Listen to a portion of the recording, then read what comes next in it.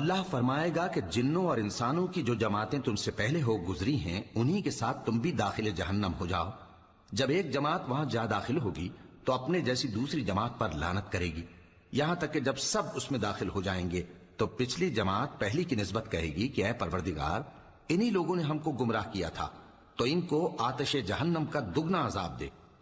اللہ فرمائے گا کہ تم سب کو دگنا عذاب دیا جائے گا مگر تم نہیں جانتے۔ اور پہلی جماعت پچھلی سے کہے گی کہ تم کو ہم پر کچھ بھی فضیلت نہ ہوئی، تو جو عمل تم کیا کرتے تھے اس کے بدلے میں عذاب کے مزے چکھو۔